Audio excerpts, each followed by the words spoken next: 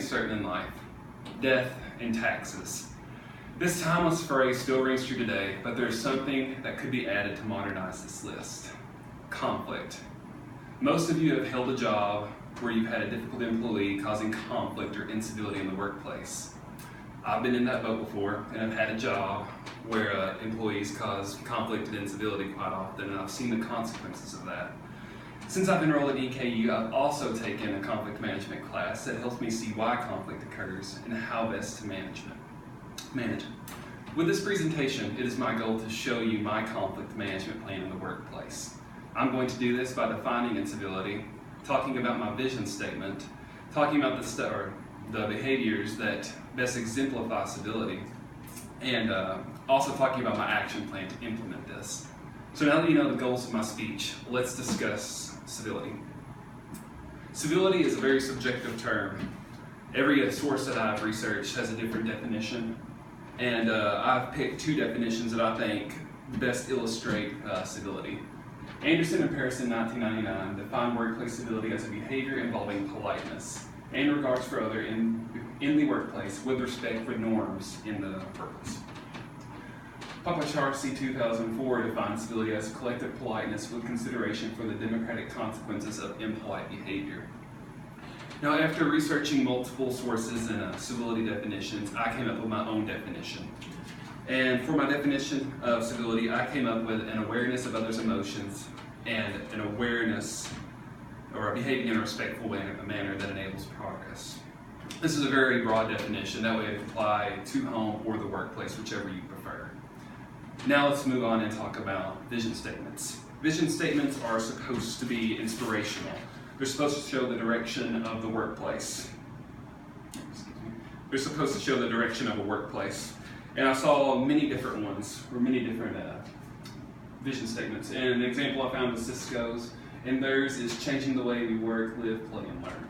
For my vision statement for my hypothetical company, I came up with our visions, or our company's commitment to tolerance and civil debate, fosters an environment where employees feel capable of expressing whatever views they may have. This is really important because for a company to be innovative, they need to have an environment to express ideas and their opinions without feeling threatened.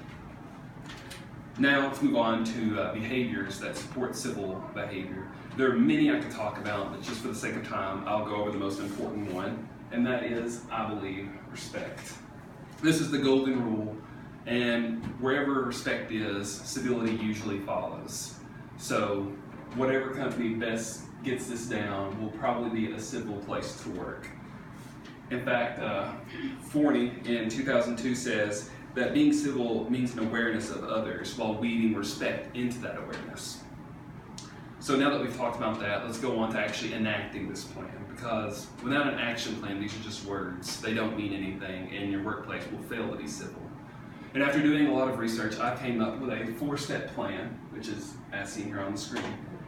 The first step is identifying desired goals. This involves what employees want their office to look like. What kind of climate do they want to have?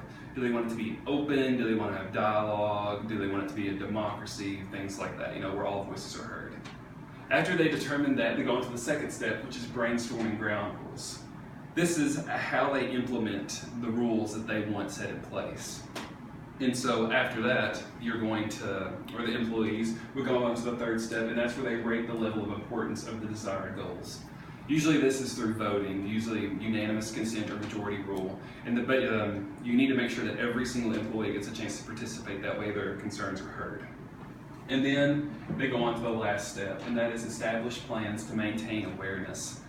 And this is just to make sure employees don't forget of the set rules that they've agreed upon, that way they're not forgotten. This is usually done by employees signing their name at the end of the sheet with all the rules they've agreed to. Or before a formal meeting, they will go and verbally say every rule that they've agreed to, that way it's fresh in the minds of everyone who just agreed to it. So, to wrap things up, with my speech today, I hope I have informed you of my workplace civility action plan. I've done this by defining civility, talking about my vision statement, talking about behaviors that enable civility, and my action plan to implement this in the workplace. With this speech, I hope I've shown you that with a little work, conflict and civility do not have to be in conflict, and you can approach this with a constructive, collaborative approach. Thank you.